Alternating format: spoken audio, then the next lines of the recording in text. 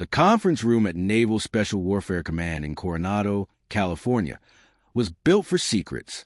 No windows, reinforced walls, a single screen that dominated the far end of the table where 12 officers sat in various states of attention. Outside, the Pacific Ocean rolled under a gray November sky, but inside, the air was stale and thick with the smell of coffee that had been sitting too long. Admiral James Keller had seen a lot in 34 years of service. He'd commanded carrier strike groups, overseen operations in 3 theaters, and reviewed enough after-action reports to fill a small library.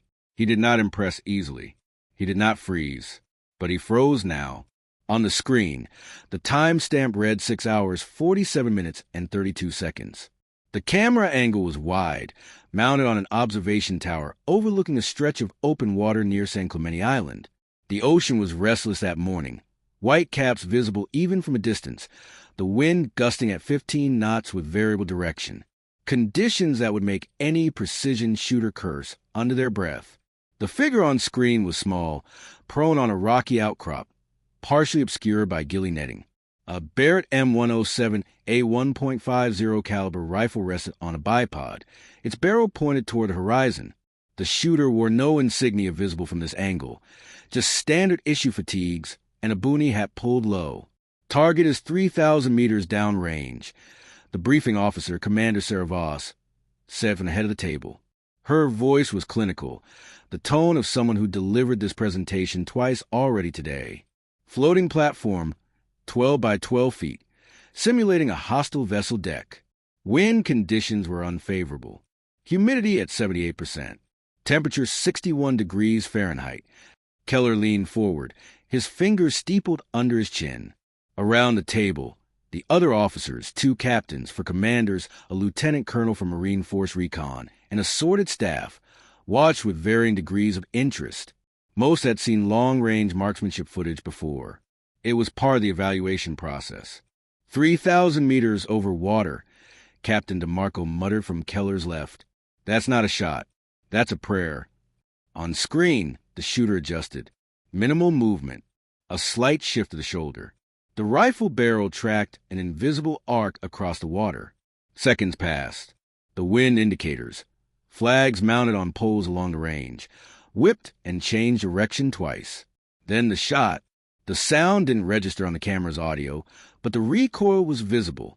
The rifle kicked back. The shooter absorbed it, stayed in position. The camera cut to a second angle, this one mounted on a drone, hovering near the target platform. For 3 full seconds, nothing happened. Then the target, a watermelon-sized ballistic gel dummy, head mounted on a stand, exploded, disintegrated.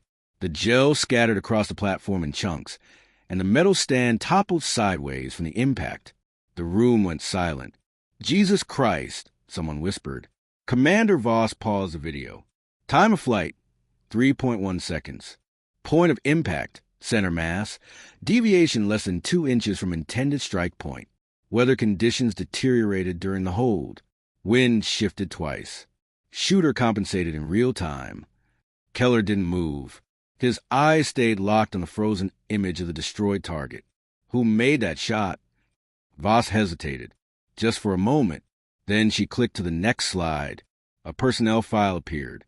The photo showed a woman, in her early 30s, dark hair pulled back in a regulation bun, sharp green eyes that looked slightly skeptical of the camera. Her expression was neutral, professional, but there was something inside her jaw, a quiet confidence that didn't need to announce itself. Lieutenant Commander Riley Hart, Voss said, age 33, 13 years of service, background in naval intelligence, specialized in ballistics analysis and operational planning. Current assignment, Strategic Operations Group Advisory Role. Advisory, Captain DeMarco said, incredulous. That's a desk job. It is, Voss confirmed. Commander Hart has spent the last 8 years primarily in analytical capacities. She's authored 3 classified white papers on long-range ballistics in maritime environments. Her work contributed to updated protocols for shipboard sniper operations. But her field certifications have been underutilized. Keller's jaw tightened. Underutilized. That's one word for it. He gestured at the screen. How long has she been capable of making shots like this? Unknown, sir. This footage is from a routine qualifications review conducted 6 days ago. Commander Hart was scheduled for a standard rifle recertification, requirement for maintaining her operational status, even in an advisory role. The test was supposed to be 800 meters, standard conditions, and she asked for 3,000 over water instead, Keller said. It wasn't a question. She did. The range officer initially declined. Commander Hart insisted. She claimed she needed to verify a ballistic model she'd been developing. The range officer allowed it as an unofficial demonstration. Keller let out a slow breath. He looked around the table. Most of the officers were still staring at the screen, processing what they'd just witnessed. Lieutenant Colonel Hayes from Force Recon was nodding slowly, the way a man does when he's just watched something that redefines his understanding of what's possible. "Show me again," Keller said. Voss replayed the footage. This time, Keller watched the shooter, not the target. He noted the stillness, the way Riley Hart's breathing seemed to synchronize with the ocean's rhythm, the microsecond pause before the trigger press, the absolute lack of hesitation. When the target disintegrated again, Keller sat back in his chair. "Where is she now?" "On base, sir. Building 17, Strategic Operations Wing." "Get her in here. Now." Voss nodded and left the room quickly. The remaining officers exchanged glances. Captain DeMarco leaned toward Keller. "Jim, what are you thinking?" Keller didn't answer immediately. He was thinking about Operation Tiebreak, the classified rescue mission that had been sitting on his desk for 3 weeks, the one everyone said was impossible, the one that required a marksman capable of making a shot no reasonable person would attempt. He was thinking that Riley Hart might have just solved his biggest problem. "I'm thinking," Keller said quietly, "that we've been looking at this all wrong." 15 minutes later, the conference room door opened again. Riley Hart stepped inside, and Keller got his first in-person look at the woman who just redefined what he thought was possible. She was shorter than he expected, maybe 5'6", with an athletic build that suggested regular PT, but nothing excessive. She wore her working uniform with the kind of precision that spoke to habit rather than vanity. Creases sharp, boots polished but not parade ground perfect, name tape and rank insignia exactly where they should be. Her dark hair was pulled back in a simple ponytail, and her green eyes swept the room once, cataloging faces and ranks in a fraction of a second. "Lieutenant Commander Hart reporting as order, sir," she said, her voice clear and steady. She stood at attention, hands at her sides, but there was nothing rigid about her posture. She looked comfortable, like someone who'd been called into flag officer conferences before and knew the dance. "At ease, Commander," Keller said. "Have a seat." Riley moved to the empty chair at the middle of the table, across from where Keller sat. She didn't fidget, didn't look nervous, just waited. Keller gestured to the frozen image still displayed on the screen, the destroyed target, 3,000 meters across turbulent water. "I'm going to skip the small talk. Tell me about this shot." Riley glanced at the screen, then back at Keller. "Standard ballistic verification exercise, sir. I needed to test a computational model I've been developing for extreme-range maritime engagements. The model accounts for Coriolis effect, air density variations over water, and real-time wind vector analysis. The only way to verify it was to take the shot. 3,000 meters is extreme range for anyone," Captain DeMarco said. "Over water, it's considered impossible by most doctrine." "Most doctrine is based on incomplete data," Riley said simply. "Not arrogant, just factual. Water surfaces create predictable atmospheric conditions, if you understand the physics. Temperature gradients, humidity layers, prevailing wind patterns, they're all measurable and modelable. The difficulty isn't the distance. It's the willingness to trust the math." Lieutenant Colonel Hayes leaned forward. "You're saying you calculated that shot? Every variable?" "Every variable I could measure, yes, sir. Wind speed and direction at multiple altitudes, barometric pressure, temperature differential between air and water surface, even the ocean current direction to predict platform drift during bullet flight time. I fed all of it into the model, and the model gave me the firing solution." "And you trusted it," Keller said. Riley met his eyes. The math doesn't lie, Admiral. Either the model works or it doesn't. If I wasn't willing to test it under real conditions, there was no point in developing it. Keller studied her for a long moment. There was no bravado in her voice, no showboating. She spoke about the shot the way an engineer might describe a successful bridge test. Interesting, yes, but ultimately just confirmation of sound principles. Your file says you've been in advisory roles for 8 years, Keller said. Why? Something flickered in Riley's expression, too quick to identify. My skills were determined to be more valuable in analytical capacities, sir. I don't disagree with that assessment. Most of what I've accomplished in the last 8 years couldn't have happened if I'd been in the field. But you maintained your field qualifications. I did. Why? Riley was quiet for a moment. When she spoke, her voice was measured. Because theory without application is just theory, sir. I can model ballistics all day long, but if I can't execute the shot myself, I don't fully understand the variables. The range keeps me honest. Keller nodded slowly. Around the table, the other officers were watching Riley with new attention. This wasn't just some analyst who got lucky. This was someone who'd spent years thinking about a problem everyone else had written off as unsolvable and then solved it. Commander Hart, Keller said, I'm going to read you into something. What I'm about to tell you is classified top secret. Compartmentalized access only. You don't discuss it outside this room. Not with anyone who isn't explicitly cleared for it. Understood. Riley straightened slightly. Yes, sir. Keller nodded Commander Voss, who pulled up a new slide. A map appeared, showing a section of coastline, hostile territory. Keller could tell from the markings. A compound circled in red, situated on rocky cliffs overlooking dark water. 3 weeks ago, Keller began, a CIA asset was compromised during an operation in hostile territory. He's being held in a facility here. He pointed to the compound. Intelligence indicates he's alive, but his location and the enemy's posture make a traditional rescue operation impractical. Too many variables, too many ways it goes wrong. He pulled up another image, a satellite photo showing the compound from above. The facility is built into the cliffside, one way and by land, heavily guarded. The only other approach is from the water, but the cliffs are sheer 40 meters high. Extraction by sea would require getting a team up those cliffs under fire, which is a non-starter. Riley studied the image, her expression thoughtful. What's the timeline? 72 hours, maybe less. After that, intelligence suggests he'll be moved, and we lose our window. Captain DeMarco spoke up. We've had every special operations planner in the Pacific Fleet look at this. The consensus is that it's too risky. The cliffs, the guard rotations, the fact that we can't get close without being detected. There's no clean solution. Keller let the room settle into silence for a moment.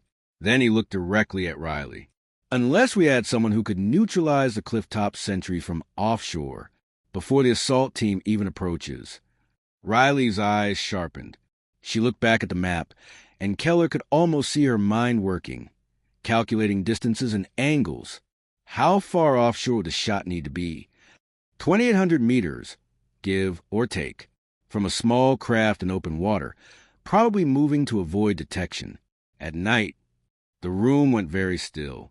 Riley didn't react, just kept studying the map. Wind conditions? Variable. Coastal environment. So thermal shifts after sunset, probably 8 to 12 knots, shifting direction every few minutes. Elevation change from water level to target, 40 meters up the cliff face, plus another 10 to where the sentries patrol. Call it 50 meters total. Riley was quiet for another long moment. Then she looked up at Keller. You need 2 shots. The compound has sentries at both ends of the cliff-top path. If you only take one, the other will raise the alarm before your team can breach. Keller felt something settle in his chest, a confirmation of what he'd already suspected. Riley Hart wasn't just thinking about whether the shot was possible. She was already planning the mission. 2 shots, he confirmed. 30 seconds apart, maximum. After that, the window closes. Riley nodded slowly. It's possible. Difficult, but possible. The night shooting complicates things. You lose visual reference points, and thermal imaging at that range isn't precise enough for this kind of work. But if you can get me accurate atmospheric data and a stable shooting platform, I can make it work." Lieutenant Colonel Hayes shook his head slightly, not in disagreement but in amazement. "Commander, with all due respect, you're talking about making 2 perfect shots from a moving boat at almost 3,000 meters in the dark. Even if the math works, the margin for error is non-existent." "The margin for error is always non-existent at this level," Riley said calmly. "That's why you plan for it. That's why you train for it. And that's why you trust the fundamentals." Keller leaned back in his chair, studying Riley's face. "If I give you this mission, Commander, there's no backup. You miss either shot, the entire operation is compromised and our asset dies. The team on the ground is counting on you to clear the path. Can you do it?" Riley met his gaze without hesitation. "Yes, sir, I can." The certainty in her voice wasn't arrogance. It was the calm confidence of someone who'd already run the calculations, assessed the risks, and knew exactly what she was capable of. Keller glanced around the table. Captain DeMarco looked skeptical but intrigued. Commander Voss was nodding slightly. Lieutenant Colonel Hayes had the expression of a man who just watched someone volunteer for something he wouldn't attempt himself. "All right," Keller said. "You're in. Mission brief is at 0600 tomorrow. We launch in 48 hours. You'll have full access to weather data, satellite imagery, and whatever equipment you need. Commander Voss will coordinate logistics." Riley nodded. "Thank you, sir." "Don't thank me yet," Keller said quietly. "If this goes wrong, it's not just the asset we lose. It's the team, the mission, and potentially a significant intelligence advantage. The pressure on you will be enormous." "I understand, sir." Keller studied her one more time, looking for any crack in that calm exterior, any sign of doubt. He found none. "Dismissed, Commander. Get some rest. Tomorrow, the real work begins." Riley stood, came to attention, and left the room. As the door closed behind her, the remaining officers sat in silence for a moment. Finally, Captain DeMarco let out a low whistle. "Well, that's either the bravest officer I've ever met or the craziest." "Or both," Lieutenant Colonel Hayes added. Keller didn't respond. He was watching the frozen image of that target, 3,000 meters away, disintegrating under the impact of Riley Hart's shot. He was thinking about the look in her eyes when she'd said she could do it. Not hope, not bravado, just absolute certainty. He was thinking that maybe, just maybe, they'd found the one person who could pull off the impossible. And he was thinking about what would happen if he was wrong. Dawn broke over Coronado with the kind of pale gray light that promised fog later. Riley Hart stood on the observation deck of Building 17, a cup of terrible Navy coffee in her hands, watching the Pacific roll and shift under a sky that couldn't decide if it wanted to rain. She'd been up since 0430, not because she couldn't sleep, but because she learned years ago that the pre-mission hours were the most important. This was when your mind was clear, when you could think through problems without the noise of other people's expectations. She took a sip of the coffee and grimaced. It tasted like it had been brewed yesterday and reheated twice, but the caffeine was doing its job. Behind her, through the reinforced glass door, she could hear voices. The morning shift arriving, keyboards clacking, the low hum of a building full of people who spent their days thinking about ways to solve impossible problems. Riley had spent 8 years in rooms like these, 8 years turning combat theory into doctrine, modeling scenarios that field operators would face in places she'd never see. She was good at it, great at it, actually. Her work had saved lives, improved tactics, made the Navy better at what it did. But she'd never forget the look on Commander Brennan's face 7 years ago when he told her she was being reassigned from SEAL Team preparatory training to strategic operations. "You're too valuable to risk in the field," he'd said, like it was a compliment. "Your mind is what we need. Heart. Let the door kickers do the door kicking. You make sure they do it right." She'd accepted it, because that's what you did in the Navy. You went where you were needed. But part of her, the part that had scored expert marksman at every qualification since boot camp, the part that understood ballistics the way some people understood music, had never stopped wondering what she could have done if they'd let her try. Now she had her chance. The door behind her opened, and Commander Sarah Voss stepped out onto the deck. She was carrying 2 fresh cups of coffee, real coffee from the officers' mess, and offered one to Riley. Figured you could use an upgrade, Voss said. Riley accepted it gratefully and took a sip. Infinitely better. Thank you, ma'am. Voss leaned against a railing beside her, looking out at the ocean. Couldn't sleep? Slept fine. Just wanted to think. About the mission? About the variables. Voss smiled slightly. You know, when Admiral Keller asked me to pull your file yesterday, I thought he was making a mistake. I read your record. Impressive, but all analysis, all theory. I thought he was taking a huge risk bringing you into this. And now I've watched that footage about 20 times. I've read your ballistics papers. I've talked to people who've worked with you. Voss turned to look at Riley. You're not just smart, Commander. You're the kind of smart that makes other smart people uncomfortable because you see things they miss. That shot wasn't luck. It was mastery. Riley didn't know what to say to that, so she just nodded. The brief starts in 90 minutes, Voss continued. Before we go in there, I need to ask you something off the record. Are you really confident you can make those shots? Because if there's any doubt, any at all, now's the time to say it. There's no shame in acknowledging that something is beyond even the best operator's capabilities. Riley considered the question seriously. She appreciated that Voss was asking, not doubting, just making sure. I am confident, she said finally. Not because I think I'm exceptional, but because I understand the physics. The distance is daunting, yes, but it's not random. Every variable, wind, humidity, Coriolis effect, bullet drop, can be measured and accounted for. The shot at San Clemente proved my model works. This mission is just an application of the same principles under different conditions. Different conditions including darkness and a moving platform. Voss pointed out. Yes, ma'am, but those are solvable problems. Darkness means I'll be relying on thermal optics and instrumentation instead of visual confirmation, which actually eliminates some variables like mirage and optical distortion. The moving platform is trickier, but if we choose the right vessel and the right sea state, we can minimize that movement to acceptable parameters. Voss shook her head slowly. You make it sound simple. It's not simple, but it is systematic. And systematic problems have systematic solutions. They stood in silence for a moment, watching seagulls wheel and dive over the waves. Finally, Voss said, the team you'll be supporting is good. The best, actually. SEAL Team 3, hand-picked operators. Lieutenant Marcus Webb is leading the ground element. You'll meet him at the brief. I've heard of him, Riley said. She had, too. Webb had a reputation as a by-the-book tactician who was nonetheless creative when situations demanded it. The kind of officer who trusted his team but verified everything. He's going to push back, Voss warned. Webb doesn't like variables he can't control, and long-range fire support from an analyst-turned-sniper falls pretty squarely into that category. I'd be concerned if he didn't push back, Riley said. He'd be a bad officer if he just accepted it without questions. Voss smiled. That's a good attitude. All right, Commander. Finish your coffee. Let's go make history. The mission brief took place in the same conference room where Riley had first met Admiral Keller, but now it was crowded.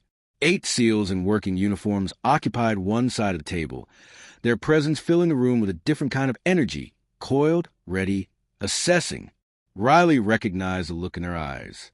They were evaluating her, trying to figure out if she was an asset or a liability. At the head of the table stood Lieutenant Marcus Webb, a broad-shouldered man in his late 30s with the kind of face that had seen too much sun and not enough sleep. His eyes were sharp, missing nothing, and when they landed on Riley, she saw the calculation happening behind them. Admiral Keller stood at the front of the room, hands clasped behind his back. Gentlemen, Lieutenant Commander Hart. Let's get started. The lights dimmed, and the screen lit up with a detailed satellite image of the target compound. Keller used a laser pointer to highlight key features. This is the Al Rashid facility, northern coast of hostile territory. The asset, called Sign Nightingale, is being held here, 3rd floor, east wing. Intelligence indicates he's alive, but injured. He cannot move under his own power. which means extraction will require physical retrieval. He pulled up a new image showing the facility's layout. Security is tight, 12 to 15 guards on rotation, heavy weapons emplacement at the main gate, and 2 sentries patrolling the cliff-top perimeter. The facility has no internal detection systems we can jam. Everything is eyes on, old school. That makes infiltration harder, but not impossible. Lieutenant Webb spoke up. What's the approach vector? From the sea, Keller said. You'll insert 2 clicks offshore via SDV, sealed delivery vehicle, essentially an underwater scooter, and approach the base of the cliff underwater. Once there, you'll have a 15-meter climb up a section of cliff face that satellite imagery shows has sufficient handholds. At the top, you breach the facility, retrieve Nightingale, and extract the same way you came in. One of the SEALs, a stocky operator with sergeant stripes, frowned. Sir, what about the cliff-top sentries? If they're patrolling while we're climbing, we're sitting ducks. That's where Commander Hart comes in, Keller said, gesturing to Riley. All eyes turned to her. Riley stood and moved in front of the room, feeling the weight of their attention. She'd briefed officers before, but never operators who'd be putting their lives on the line based on her work. The sentries are the critical variable, Riley began, keeping her voice steady and clear. They patrol in pairs, one at each end of a 100-meter stretch of cliff-top path. Standard pattern is a 3-minute walk from one end to the other, 30-second pause, then reverse.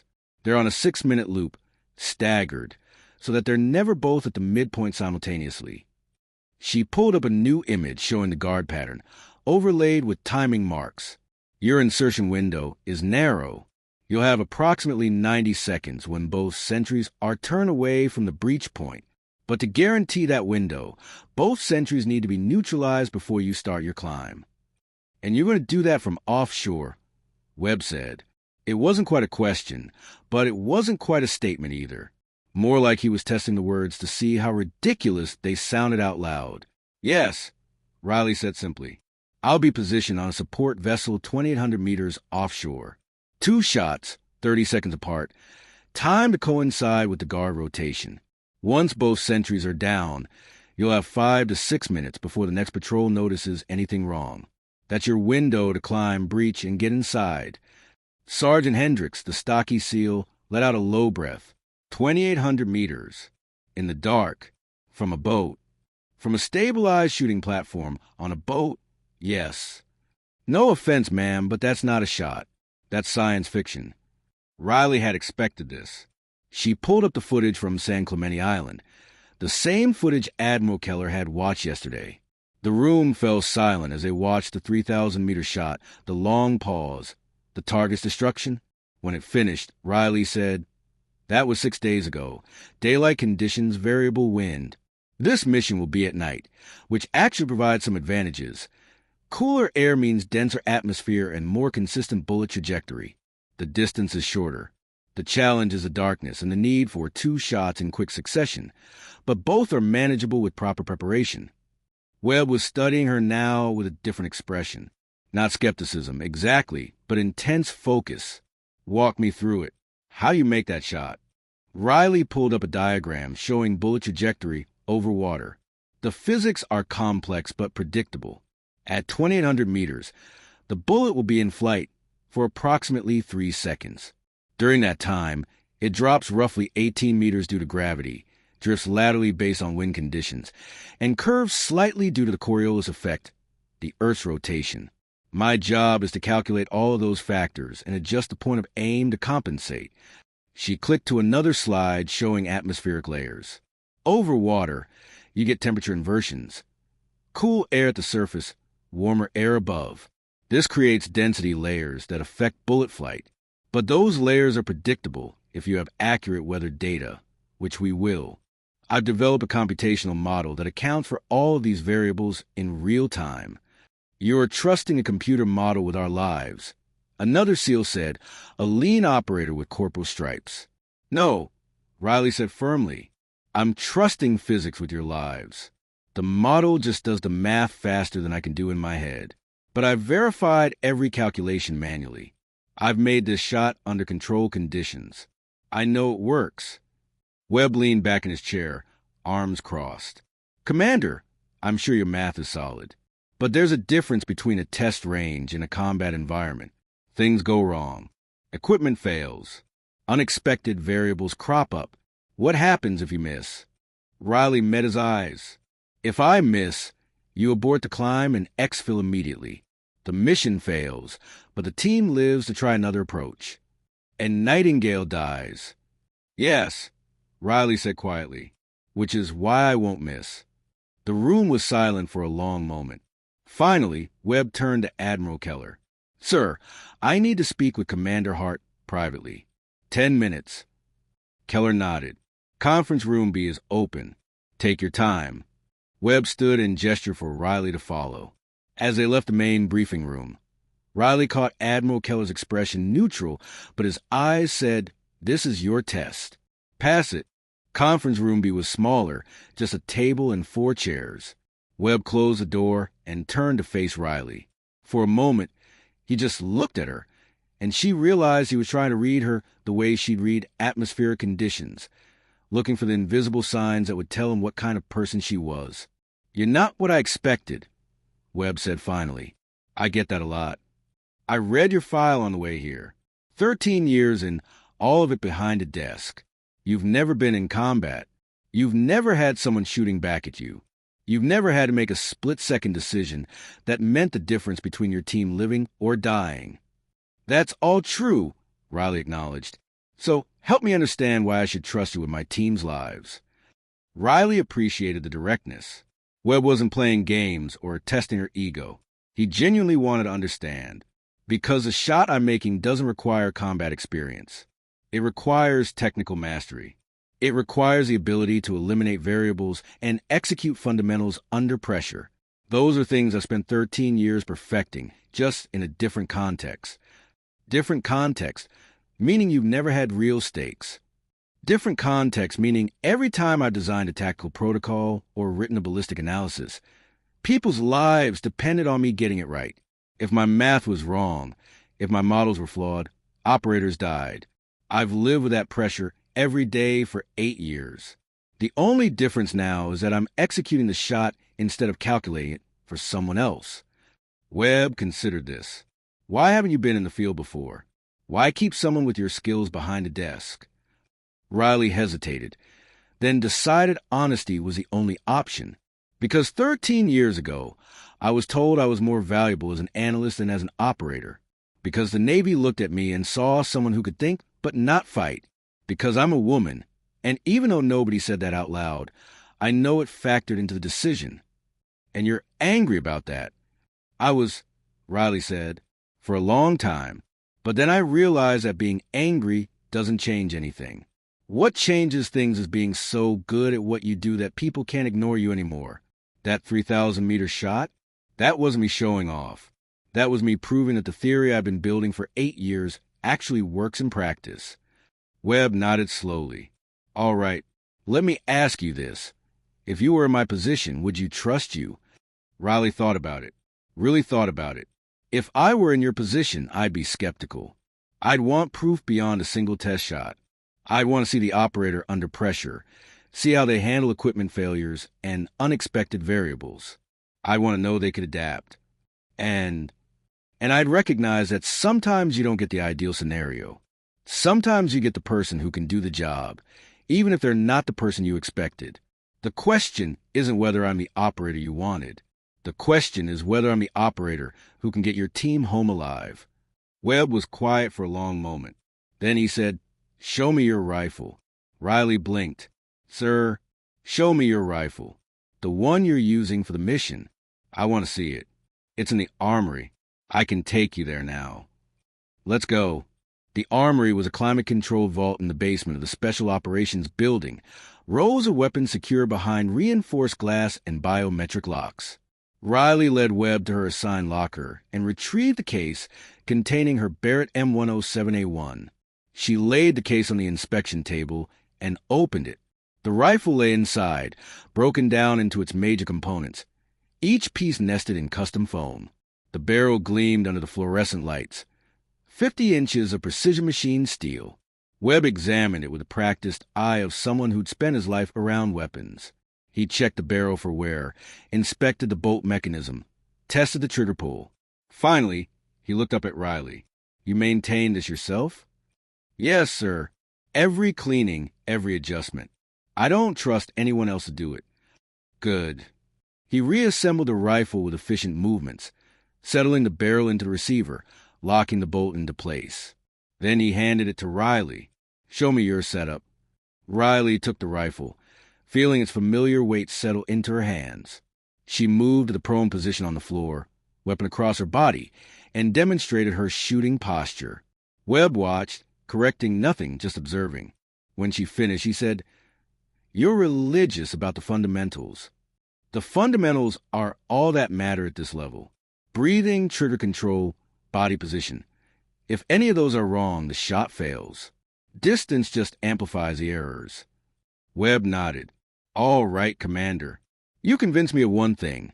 You know your weapon and you know your craft. But there's one more question I need answered." "What's that?" "When you're on that boat, 2,800 meters offshore, and you're looking through your scope at a man who has no idea he's about to die, can you pull that trigger?" Riley held his gaze. "Yes." "No hesitation? No second thoughts? Those sentries are enemy combatants holding an American prisoner. They've made their choice. I'll make mine." Webb studied her for another long moment. Then, to her surprise, he extended his hand. "Welcome to the team, Commander Hart. Don't make me regret this."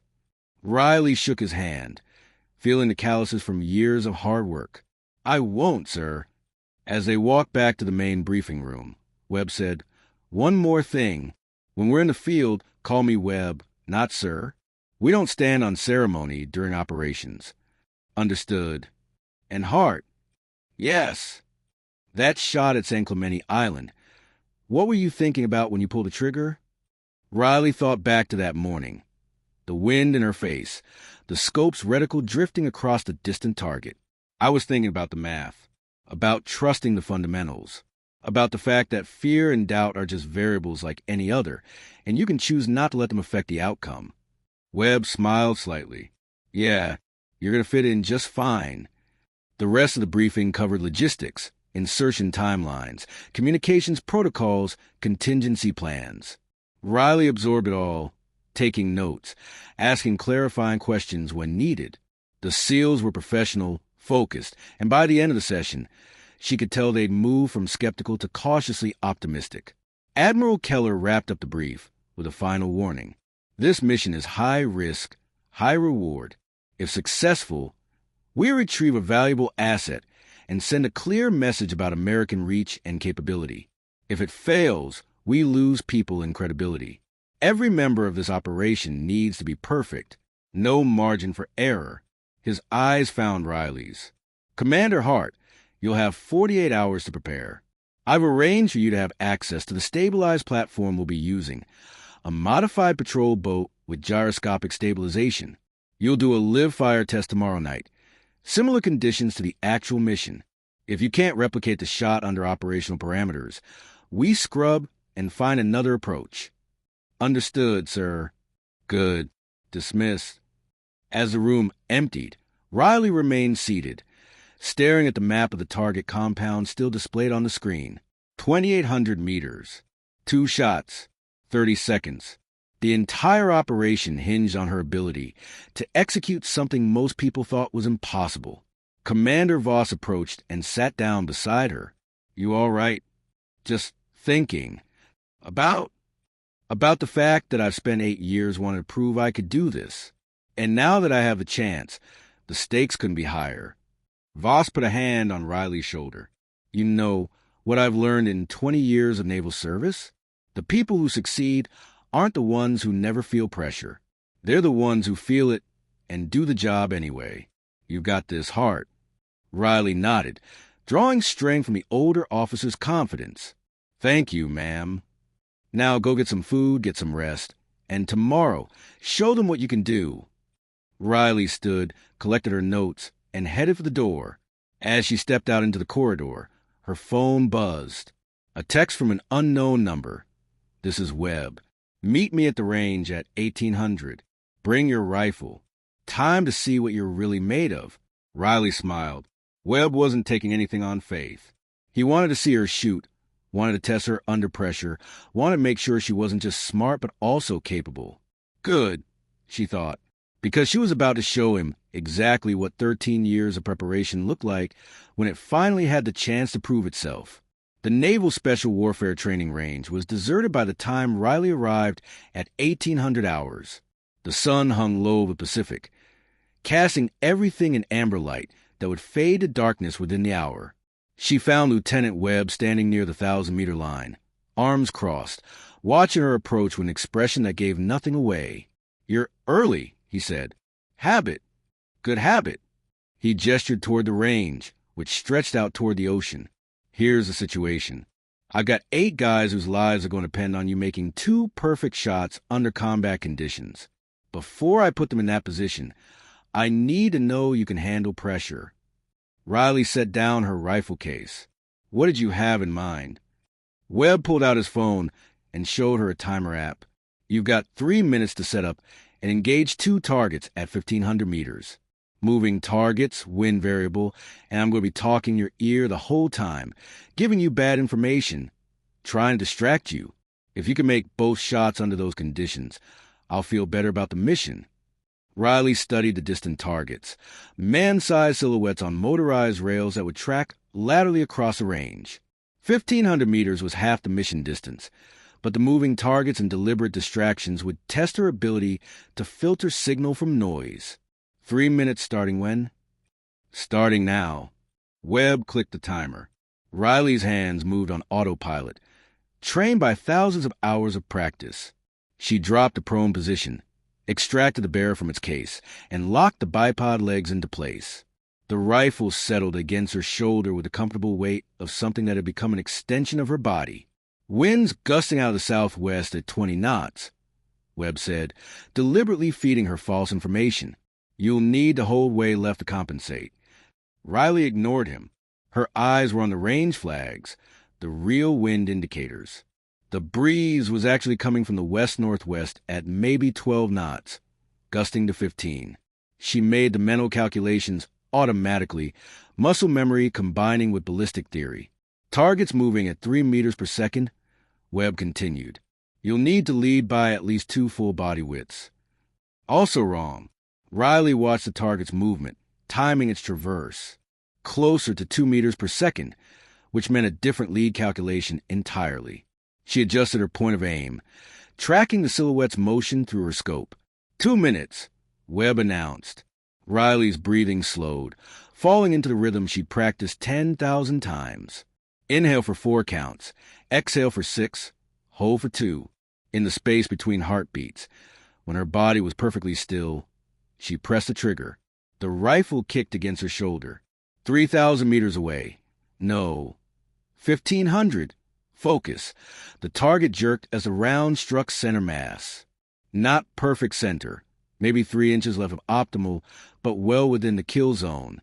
"Got lucky," Webb said. Wind must have shifted. Riley was already tracking the second target, which had started moving in the opposite direction. Different lead, different wind calculation, because the angle had changed. She adjusted, compensated, breathed. 1 minute 30, Webb said. "Better hurry." In a real scenario, that second sentry would already be raising the alarm. The pressure was supposed to make her rush.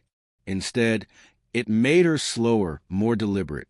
She'd learned years ago that speed was the enemy of precision. Better to take the time and make the shot than to rush and miss. She watched the wind flags, watched the target's movement, watched the way the sunset light refracted through the evening air. All data, all variables, all solvable. Breathe, hold, press. The second shot broke clean. The target snapped backward on its rail, the hit visible even at this distance. Riley sat up, safe in the rifle. "Time." Webb checked his phone. 2 minutes 40 seconds. Both targets neutralized, both shots center mass. He crouched down beside her. "Not bad, Commander. Not bad at all. You gave me false wind data and incorrect target speed." "I did." Why? Because in a combat environment, you're going to get false information all the time. Equipment malfunctions, bad intel, people making honest mistakes. I needed to know you could filter that out and trust your own observations. He stood, offering her a hand up. You passed. Riley accepted the hand and got to her feet. What if I'd listened to your bad data? Then we'd be having a different conversation right now, and you wouldn't be on the mission. Webb began walking back toward the range building, and Riley fell into step beside him. The guys you'll be working with are the best I've got, but they're not perfect. In the field, someone's going to give you information that contradicts what you're seeing. You need to have the confidence to trust your own judgment.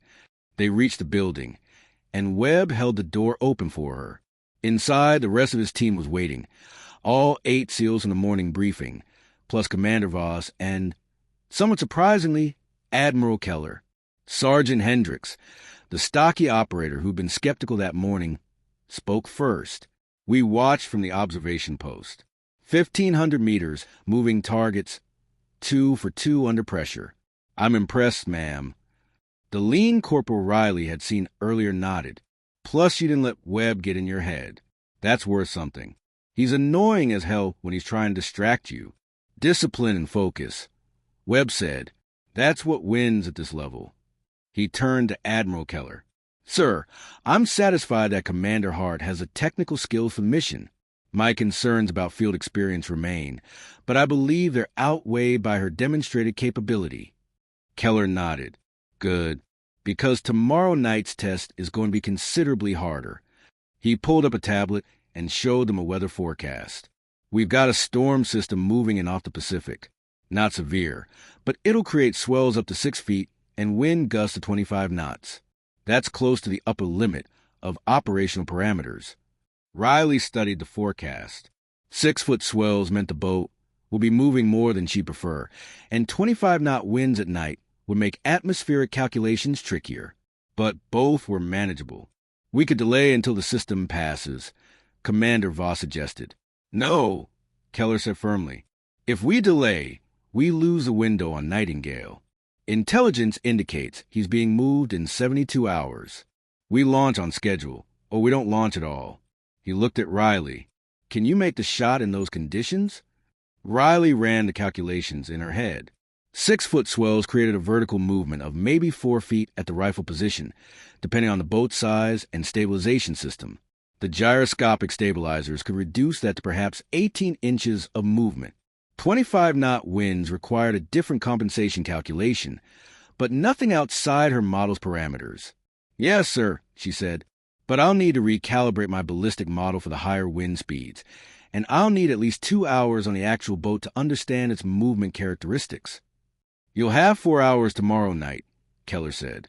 Full dress rehearsal. Same boat you'll use for the mission, same approximate distance, same time of night. If you can replicate the shot under storm conditions, we're greenlit for the real thing. The room fell quiet. Riley could feel everyone's eyes on her, could sense the weight of what Keller was asking. The test tomorrow wasn't just about proving she could make the shot. It was about proving she could make it when conditions were deliberately stacked against her. Understood, sir, Riley said. I'll be ready. That night, Riley didn't sleep. Instead, she sat in her quarters with her laptop open, refining her ballistic model. The storm system changed everything. Higher winds meant more lateral drift. Rougher seas meant timing the shot between swells. Reduced visibility meant relying more on instrumentation than visual confirmation. She pulled up meteorological data, studied wave height forecasts, calculated how the boat's motion would affect her firing solution. The math was complex, layers upon layers of variables that all had to be accounted for simultaneously. But the math was honest. The math didn't have opinions or doubts or fears. The math just was. Around 0200, someone knocked on her door. Riley opened it to find Sergeant Hendricks standing in the hallway, holding 2 cups of coffee. Figured you'd be up, he said, offering her one of the cups. Mind if I come in? Please. Hendricks settled into the chair by Riley's desk, looking at the screens full of equations and diagrams. I don't understand half of what I'm looking at, but I recognize obsession when I see it. You've been doing this all night? The storm changes the parameters. I need to make sure the model accounts for it. Webb told us you ignored his bad information on the range today, that you trusted your own observations over what he was telling you. That's what the situation required. Hendricks took a sip of his coffee. I've been doing this job for 12 years. Commander, I've worked with a lot of different support elements. Air assets, artillery, long-range fire support. You know what the best ones have in common. What's that? They understand that their job isn't just about being technically proficient. It's about being part of the team. It's about understanding that when we're out there, we're trusting each other with our lives. We need to know that you've got our backs the same way we've got yours. Riley turned to face him fully. I understand that, Sergeant, and I do have your backs. That's why I'm spending tonight making sure the math is perfect instead of sleeping. That's good. But here's the thing. Sometimes the math doesn't matter. Sometimes shit happens that no model can predict.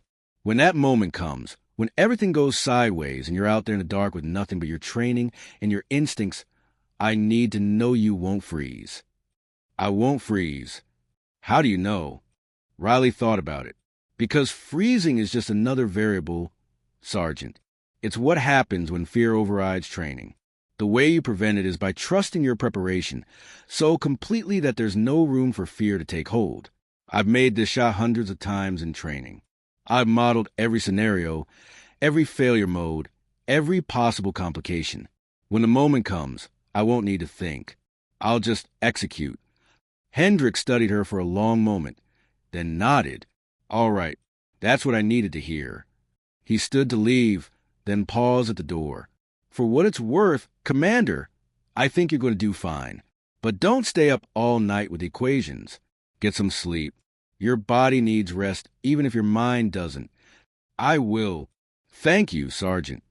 After he left, Riley stared at her screens for another hour, running simulations, testing edge cases, looking for any scenario her model couldn't handle. She found none. Finally, around 03:30, she closed the laptop and lay down on her bunk. Sleep came surprisingly easily, and when it did, she dreamed of wind and water and the perfect arc of bullet traveling 3,000 meters through the dark. The next evening arrived wrapped in the promised storm. Not severe, as Admiral Keller had said, but enough to make the Pacific restless.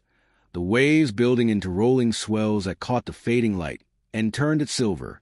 Riley stood on the dock at Naval Amphibious Base Coronado, watching the modified patrol boat that would be her firing platform rock gently against its moorings.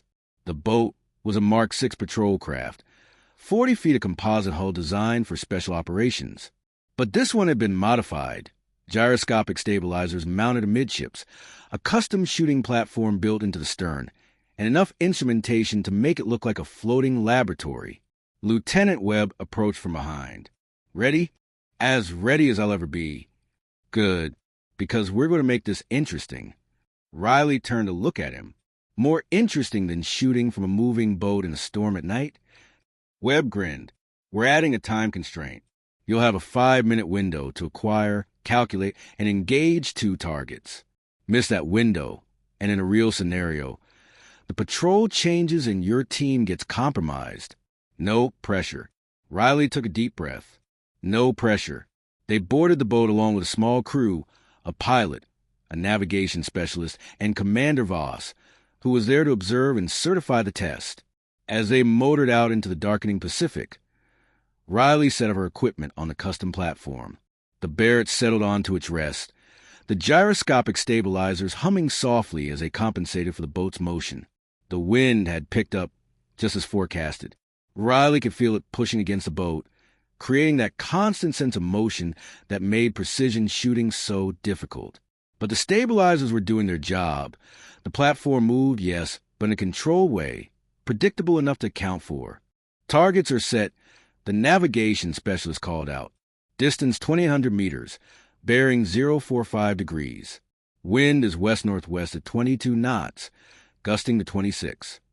Riley settled into position behind the rifle, feeling the familiar weight against her shoulder. Through the thermoscope, she could see the 2 targets, man-sized silhouettes mounted on posts, 20 meters apart. In the real mission, Those would be living, breathing human beings who had no idea death was watching from nearly 2 miles away. 5 minutes on my mark, Webb said. 3, 2, 1 mark. Riley's mind shifted into that state of absolute focus she'd trained for years to achieve. Everything else fell away. The boat's motion, the wind's howl, the knowledge that people were watching. There was only the rifle, the target, and the variables that needed to be solved.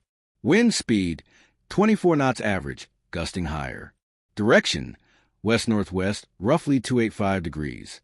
Distance, 2,800 meters, which meant a flight time of 3.2 seconds. Elevation change, 51 meters accounting for the cliff height. Temperature, 58 degrees Fahrenheit. Humidity, 81%.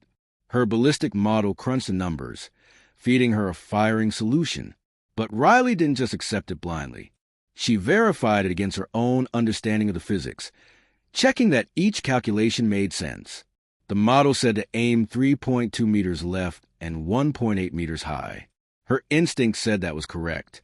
She watched the wind flags on the distant shore, barely visible through the thermal scope, watched the way they moved, confirming what her instruments were telling her. Watched the swells, timing their rhythm so she could fire at the peak when the boat was most stable. 3 minutes. Webb called. Riley's breathing slowed. She'd practiced this 10,000 times, but practice didn't mean you stopped feeling the weight of the moment. It just meant you knew how to carry it. The first target tracked into a reticle. She compensated for the wind, for the boat's slight roll, for the Coriolis effect that would push the bullet right over this distance. Her finger found the trigger, the pressure building slowly, steadily, until the shot broke. The rifle kicked. Riley rode the recoil, staying in position, already tracking toward the second target. Through the scope, she watched the first silhouette, waiting for confirmation. 3 seconds felt like an eternity. Then the target jerked backward, the thermal signature changing as the bullet struck home. Center mass. Perfect hit. 1 down, Webb said, his voice tight with tension. 2 minutes 30 seconds remaining. Riley was already on the second target. Different angle, different wind calculation because the bearing had changed slightly. She adjusted, compensated, breathed. The swells were building, the boat rising and falling through a 6-foot range. Riley timed it, waiting for the peak, waiting for that fraction of a second when the gyroscopic stabilizers had the platform as steady as it would ever be. There, she pressed the trigger. The second shot felt clean, the kind of trigger break that tells you before the bullet even leaves the barrel that everything was right. Riley watched through the scope, counting seconds. 1, 2, 3. The second target disintegrated, struck, so precisely that it flew off its mounting post and tumbled into the rocks below. Both targets neutralized. The navigation specialist called out, "Time," for minutes 18 seconds. Riley sat up, safe in the rifle, and only then allowed herself to release the breath she'd been holding. Her hands were steady, but she could feel the adrenaline coursing through her veins, the body's response to stress and exertion. Webb was grinning. "Hell of a shot, Commander. Hell of a shot." Commander Voss approached, tablet in hand. Both targets confirmed hit, both within acceptable parameters. Wind conditions were at the upper limit of the mission profile. Sea state was comparable to forecasted conditions for the actual operation. "Commander Hart, you're certified for operational deployment." Admiral Keller's voice crackled over the boat's radio. "Outstanding work, Hart. Mission is greenlit. We launch tomorrow night at 2300 hours. Get some rest. You've earned it." As the boat turned back toward shore, Riley remained at the stern, looking out at the dark water. She'd done it. She'd proven that the shot was possible, that her years of theory and preparation could translate into real-world execution. But proving it on a test range and doing it on a live mission were two different things. Tomorrow night, the targets would be human beings. Tomorrow night, 8 SEALs would be counting on her to clear the path. Tomorrow night, there would be no second chances. Sergeant Hendricks appeared beside her, leaning against the rail. "You did good out there." "Thank you." "You nervous about tomorrow?" Riley considered the question honestly. "Yes, but nervous isn't the same as unprepared." "No, it's not." Hendricks was quiet for a moment, then said, "You know what I think? I think you're going to do exactly what you did tonight. You're going to trust your training, execute the fundamentals, and make the impossible look easy. And when it's over, my team and I are going to buy you the biggest steak dinner you've ever seen." Riley smiled. "I'll hold you to that." As the boat docked and they began the process of securing equipment and preparing for tomorrow's mission, Riley felt something settle in her chest. Not confidence exactly, but certainty. She'd spent 13 years preparing for this moment, 8 years being told her skills were better suited for analysis than action. Tomorrow night, she'd prove that the quiet analyst they'd overlooked was capable of something extraordinary. Tomorrow night, she'd become the marksman she'd always known she could be. 2,300 hours came faster than Riley expected. The staging area was controlled chaos, SEALs checking equipment, weapons being loaded, final briefings delivered in terse, efficient bursts. Riley stood near the modified patrol boat, her Barrett already secured in its case on deck, watching the organized frenzy with a strange sense of calm. The storm system had passed, leaving behind clear skies and moderate winds. Perfect conditions, relatively speaking. The moon was a thin crescent, providing just enough light to navigate by but not enough to compromise the operation. The ocean was dark and restless. Swells running at 4 feet, manageable for the stabilized shooting platform. Commander Voss approached, carrying a tablet and a sealed envelope. Final weather update and revised timeline. Intelligence reports the guard rotation is exactly on schedule, which means your window is locked in at 01:15 hours, plus or minus 30 seconds. Riley took the tablet and reviewed the data. Wind speed steady at 14 knots. Humidity at 76%. Temperature at 60 degrees. She ran the numbers through her mental model one more time, confirming what she already knew. The shot was possible. The conditions were favorable. The math worked. "How are you feeling?" Voss asked quietly. "Focus." "That's good. That's what you need." Voss hesitated, then added, "I know this is your first operational deployment. If you need anything..." "I'm good, Commander. Really. I've spent 13 years preparing for this. I'm ready." Voss studied her face for a moment, then nodded. "I believe you are. Good hunting, Hart." As Voss walked away, Lieutenant Webb emerged from the operations building. His team assembled behind him. 8 SEALs in full combat gear, faces painted, weapons ready. They looked like exactly what they were, the most dangerous people in the world when they needed to be. Webb approached Riley, his expression serious. "We're launching in 10 minutes. SDV insertion at 23:15. Approach and climb from 2340 to 0100. Breach at 01:15 contingent on your clearance of the sentries. Any questions?" "No, sir." "Then I've got one for you. Are you absolutely certain you can make these shots?" Riley met his eyes. "I am." Webb nodded slowly. "Then we're trusting you with our lives. Commander, don't let us down." "I won't." The SEALs boarded their insertion craft, a sleek SEAL delivery vehicle that would carry them underwater to the base of the cliffs. As they departed, Riley boarded the patrol boat with her 4-person support crew, the pilot, the navigation specialist, a communications officer, and a Navy corpsman who was there just in case something went medically wrong. The patrol boat's engines rumbled to life, and they pulled away from the dock into the dark Pacific. Riley secured herself on the shooting platform, feeling the gyroscopic stabilizers engage, feeling the deck become steady beneath her feet despite the ocean's movement. The transit to fire in position took 40 minutes, the boat maintaining a steady course that kept them far enough offshore to avoid detection, but close enough to maintain the necessary firing distance. Riley used the time to enter a state of mental preparation, breathing slowly, visualizing the shots, running through every step of the process until it was automatic. At 23:55 hours, the pilot cut the engines, and they drifted into position. The navigation specialist checked their coordinates 3 times, confirming they were exactly 2,800 meters from the target compound. Through the darkness, Riley could just barely make out the lights of the facility on the distant cliff face. Somewhere down there, Webb and his team were approaching underwater, counting on her to clear the path before they climbed those cliffs and walked into a combat situation. The communications officer pressed a hand to his earpiece. Insertion team is approaching the cliff base. They'll be in position in 12 minutes. Your firing window opens in 17 minutes. Riley nodded and began her final preparations. She extracted the Barrett from its case, locked it onto the stabilized mount, and loaded a magazine with match-grade ammunition. Each round precisely manufactured at tolerances measured in thousandths of an inch. She attached the thermal scope, verified at 0, and began running system checks. Everything was green. At 0100 hours, the communications officer spoke again. Insertion team is at the cliff base. They're preparing to climb. Standing by for your clearance. Riley settled into position behind the rifle, feeling it become an extension of her body. Through the thermal scope, she could see the compound clearly now.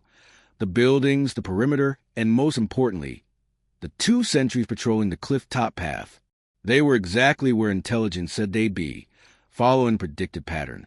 One at the north end of the path, one at the south, walking their routes with a bored efficiency of people who'd done this 1,000 times and never encountered a threat. They had no idea death was watching from almost 2 miles away. Riley's ballistic computer fed her real-time atmospheric data. Wind, 14 knots, steady out west. Temperature, 60 degrees. Humidity, 76%. Distance, 2,812 meters. Elevation change, 51 meters. The firing solution appeared on her heads-up display. Aim point, 3.1 meters left, 1.9 meters high. She verified the calculation against her own understanding of the physics. Correct. 60 seconds to firing window, the communications officer said. Riley's breathing slowed to the rhythm she'd practiced 10,000 times. Her heart rate dropped. The boat's motion became predictable, a gentle rise and fall that she could time precisely. Everything else, the darkness, the wind, the knowledge that 8 men's lives depended on her, faded into background noise. There was only the rifle, the target, and the mathematics of death. 30 seconds. The first sentry, the North Patrol, turned at the end of his route and began walking back. Riley tracked him, watching his movement, timing his pace. In 15 seconds, he'd reached the optimal position, the point where both sentries would be facing away from each other, where neither would see the other fall. 15 seconds. Riley's finger found the trigger. Not pulling, just resting there with 3 pounds of pressure, waiting for the final half-pound that would send a half-inch trajectory across nearly 2 miles of open water. 5 seconds. You are cleared hot. The North Sentry reached its position. Riley compensated for wind, for distance, for the Earth's rotation. She timed her breathing to the boat's gentle rise and fall, waiting for the peak, waiting for that fraction of a second when everything aligned. There, she pressed the trigger. The rifle roared, the suppressor reducing the sound from deafening to merely loud. The recoil drove into her shoulder. Riley rode it, staying in position, already tracking toward the second target. 3 seconds of flight time. She counted them, watching through the scope. 1, 2, 3. The North Sentry collapsed, gone before he could even understand what had happened. The thermal signature changed instantly, heat dissipating as his body hit the ground. First target down, Riley said calmly. Engaging second target. The South Sentry hadn't noticed anything wrong yet. He was 40 meters away from his fallen partner, facing the other direction, completely unaware that death was seconds away. Riley adjusted her aim point. Different angle, slightly different wind calculation. The ballistic computer fed her new data. She verified it, accepted it, became perfectly still. Through the thermal scope, she watched the second sentry. He was younger than the first. She could tell from his movement. Less experienced, maybe nervous about being out here in the dark.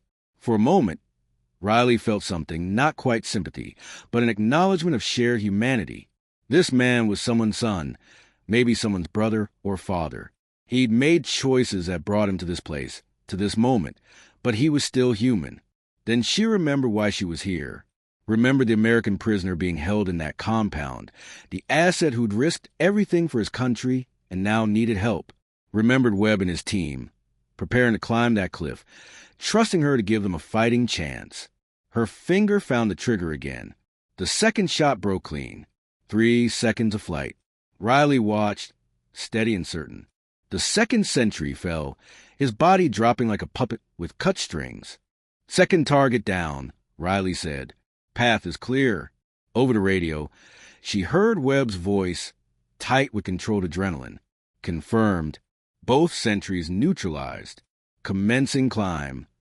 Riley saved the rifle and sat back, her hand steady despite what she'd just done. The communications officer was staring at her with something like awe. My God, I've never seen anything like that. 2 perfect shots at that distance, in the dark, from a moving platform. It's just physics, Riley said quietly. But she knew that wasn't quite true. It was physics, yes, but it was also 13 years of preparation, 8 years of frustration, and 1 moment of absolute clarity when everything she'd learned and everything she'd hoped to prove finally aligned. The next 45 minutes were the longest of Riley's life. She remained at the shooting platform, rifle ready in case the situation deteriorated and Webb needed additional fire support. But mostly she just waited, listening to the terse radio transmissions as the SEAL team climbed the cliff, breached the compound, located Nightingale, and began the extraction process. Package secured. Heading to extract point. Taking fire, northwest corner. Suppressing. Casualty. Hendricks is hit.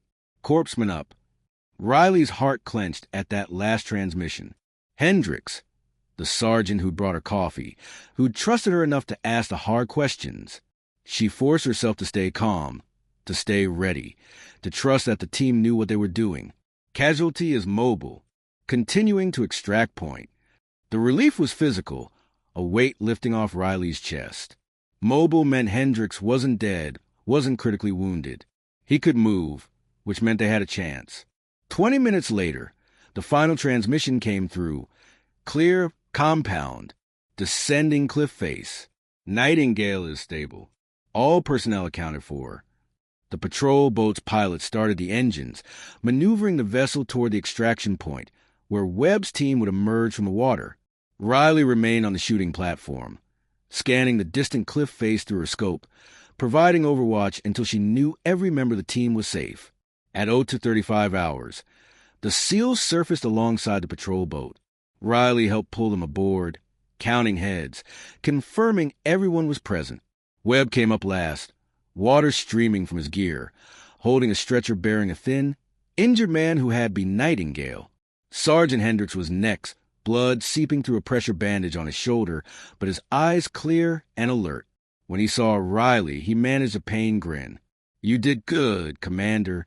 Real good. You're hit, Riley said. Flesh wound. I've had worse from bar fights. He winced as the corpsman helped him sit down. But seriously, those shots were perfect. We didn't see or hear anything from those sentries. They were gone before they knew we were coming. Webb secured the last of the equipment and moved to Riley's position. His face was streaked with paint and seawater, his eyes hard from combat adrenaline, but when he looked at her, something softened. You saved our lives tonight, Hart. If those sentries had been active when we crested that cliff, this would have gone very differently. I did my job, Riley said, just like you did yours. No, Webb said firmly. You did more than that. You did something I've never seen anyone do in 20 years of special operations. You made the impossible routine. As the patrol boat turned toward home, engines pushing them through the dark water toward Coronado, Riley allowed herself to feel what she'd been suppressing for hours. The weight of what she'd accomplished, yes, but also the weight of what she'd done. She'd killed 2 men tonight, not in a moment of heat or self-defense, but with cold, calculated precision from almost 2 miles away. They'd never even known she existed. She understood intellectually that it had been necessary, that those sentries were enemy combatants, that their deaths had saved American lives. But understanding something intellectually and feeling okay about it emotionally were 2 different things. Commander Voss appeared beside her, as if sensing Riley's thoughts. It never gets easy, she said quietly. Taking a life, even in combat, even when it's necessary. If it did get easy, you'd be the wrong person for this job. I keep thinking about how they just dropped. They never had a chance. No, they didn't. That's the nature of what you do. But remember, because you gave them no chance, you gave Webb and his team every chance. You gave Nightingale a chance to go home. That has to count for something. Riley nodded slowly. It did count for something. It counted for everything, actually. That was the calculus of combat, the impossible math of weighing lives against lives, of making choices that couldn't be unmade. I'm glad it was me, Riley said finally. If someone had to make those shots, I'm glad it was me, because I know I did everything possible to make them clean, to make them certain. I owed them that much, at least. Voss squeezed her shoulder. That's the right attitude. And now you owe yourself something, too. Time to process this, to understand what it means, to figure out how it changes you. Because it will change you. Every combat action does. The rest of the trip back passed in relative silence, each person lost in their own thoughts. When they finally docked at Coronado, the entire command staff was waiting. Admiral Keller, Captain DeMarco, dozens of support personnel who'd been monitoring the operation all night. As the SEALs disembarked, helping the wounded Hendricks and carrying Nightingale on a stretcher toward the waiting medical team, Admiral Keller approached Riley directly. "Commander Hart," he said formally, loud enough for everyone to hear. "On behalf of the United States Navy and the intelligence community, thank you. What you accomplished tonight will save American lives and advance critical national security interests. You performed with exceptional skill and courage under conditions that would have defeated lesser operators." Then more quietly, just for her, "I owe you an apology. We had you behind a desk for 8 years because we couldn't see past our own assumptions about what you were capable of. That was our failure, not yours. I hope you'll forgive us." Riley didn't know what to say to that, so she just nodded. Keller extended his hand, and she shook it, feeling the firmness of his grip, the sincerity behind the gesture. As the crowd dispersed and people began the process of mission debriefs and equipment processing, Webb approached Riley one more time. "The team wants you to know something. We're putting you in for a commendation. I don't know if it'll be approved. A lot of what happened tonight is classified, and they don't like giving medals for operations that officially never occurred. But we're going to try." "That's not necessary," Riley said. "Yeah, it is, because what you did tonight changes doctrine. Every Special Operations Command in the military is going to know how you made those shots, how you develop your ballistic model, how you train for it. You've just redefined what's possible in long-range precision fire. That deserves recognition." Riley thought about that, about the idea that her work might influence how the military thought about long-range operations, might help other operators in future missions, might save lives she'd never know about. That felt more meaningful than any medal. "If I can help with the training protocols, if I can teach what I've learned, I'd like to do that," she said. Webb smiled. "I was hoping you'd say that, because Admiral Keller wants to see you tomorrow afternoon. Something about a new position in operational planning, with field deployment status. Apparently, there's been some discussion about wasting talent on desk jobs." 3 months later, Riley stood in a different conference room at Naval Special Warfare Command, watching a new class of students study the footage of her 3,000-meter shot at San Clemente Island. The room was filled with the best marksmen the Navy had. SEALs, Marine scout snipers, Special Warfare combatant craft crewmen, all of them looking at the screen with expressions ranging from disbelief to determination. "The shot itself is the end result of a systematic process," Riley said, using a laser pointer to highlight key elements on the screen. "Atmospheric measurement, ballistic modeling, equipment preparation, and most importantly, absolute trust in the fundamentals. Distance is intimidating, but it's just a variable like any other. If you can measure it, you can compensate for it." A Marine sergeant raised his hand. "Ma'am, how do you deal with the psychological pressure, knowing that if you miss, people die?" It was a question Riley had spent 3 months thinking about, ever since that night on the patrol boat, when she'd taken 2 lives from almost 2 miles away. "You accept that the pressure is part of the job," she said.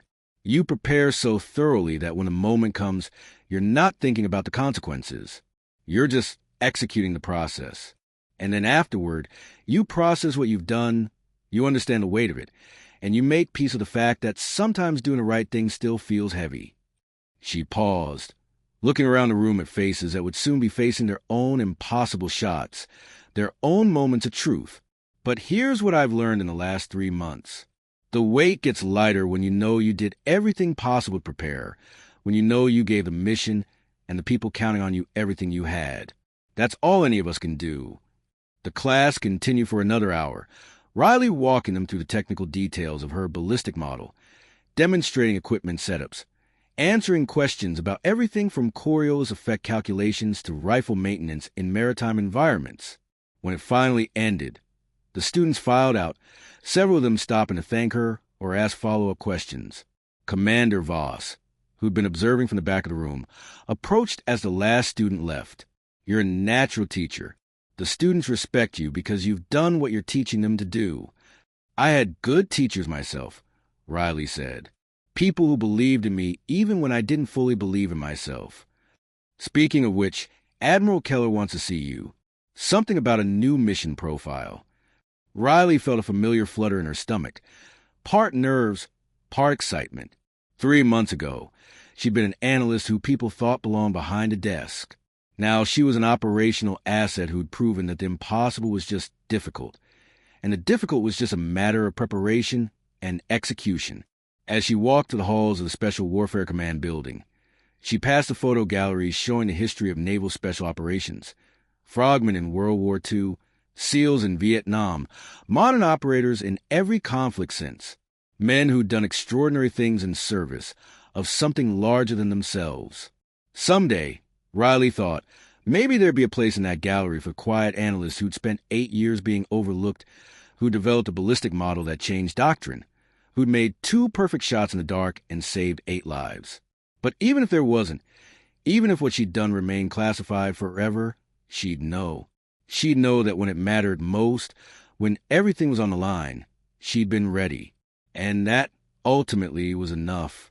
Admiral Keller's office had a view of the Pacific, the same ocean Riley had fired across 3 months ago. He stood, when she entered, gesturing to a chair across from his desk. Have a seat, Commander. I'll get straight to the point. We've received intelligence about a situation developing in the South China Sea. American interests are at risk, and conventional approaches aren't viable. The operation would require... He paused, a slight smile crossing his face. Well, it would require exactly the kind of precision fire support you've proven you can provide. Riley leaned forward, listening intently as Keller outlined the scenario. Complex, dangerous, the kind of mission that would have been considered impossible 6 months ago. But 6 months ago, no one had proven that a shot could be made at 3,000 meters over water. 6 months ago, no one had known what Riley Hart was capable of. Now they did. When do we launch? Riley asked. Keller's smile widened. That's what I was hoping you'd say. Briefing is tomorrow at 0600. Until then, get some rest, Commander. And welcome to operational service. For real this time. As Riley left the office and walked back out into the California sunshine, she felt something settle into place. A sense of rightness, of being exactly where she was supposed to be, doing exactly what she was meant to do. For 13 years, she'd been preparing for a moment that might never come. For 8 years, she'd been told her skills were better suited for analysis than action, but she kept training, kept learning, kept trusting that someday the opportunity would arrive. And when it finally did, she'd been ready. That was a lesson, Riley realized. Not that talent would always be recognized, or that hard work always paid off, or that the system always got things right. The lesson was simpler and more profound. Prepare yourself so thoroughly that when your moment comes, and it will come even if you don't know when or how, you can seize it with both hands and show the world what you've been capable of all along. Riley Hart had been the quiet analyst they'd overlooked. Now she was a marksman who'd made the impossible look easy. And somewhere in the Pacific, on a dark cliff face in hostile territory, 2 shots fired in perfect silence had changed everything.